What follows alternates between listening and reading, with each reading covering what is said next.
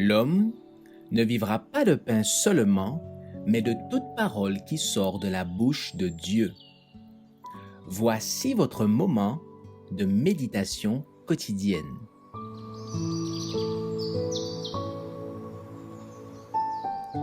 Maranatha.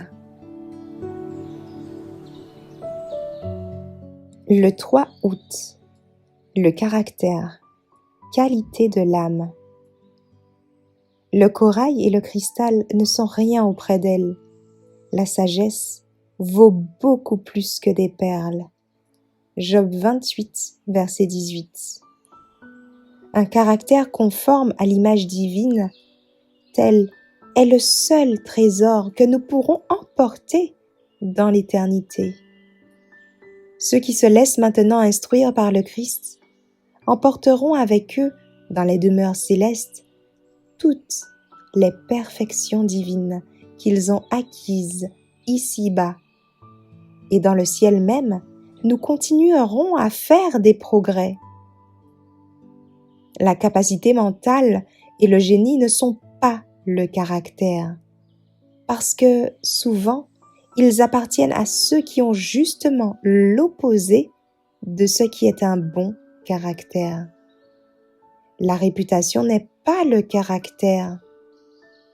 Le caractère intègre est une qualité de l'âme qui se manifeste dans la conduite.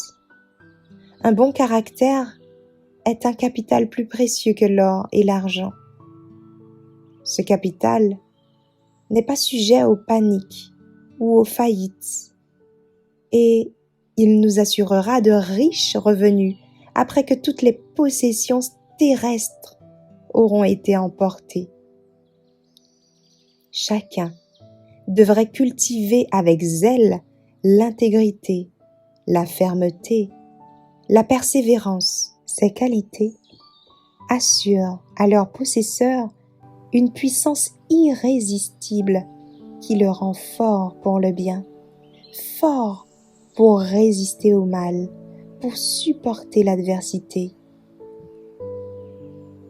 Deux choses donnent de la force au caractère, la puissance de la volonté et la maîtrise de soi. Bien des jeunes gens prennent pour de la force de caractère ce qui n'est que déchaînement de la passion. En réalité, l'homme qui se laisse dominer par ses passions est faible. La vraie grandeur et la vraie noblesse d'un homme sont proportionnées à son aptitude à contenir les sentiments par lesquels d'autres se laissent dominer. L'homme fort est celui qui, quoique sensible au mauvais traitement, saura se contenir et pardonner ses ennemis.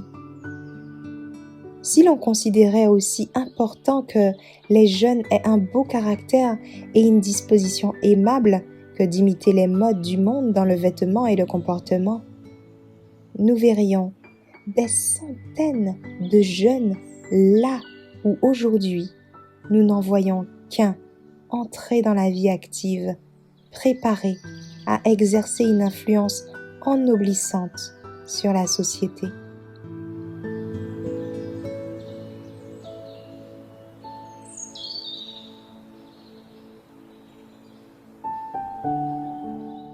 Merci d'avoir écouté cette présentation. Assurez-vous de nous rejoindre demain pour votre moment de méditation quotidienne avec lereste.org.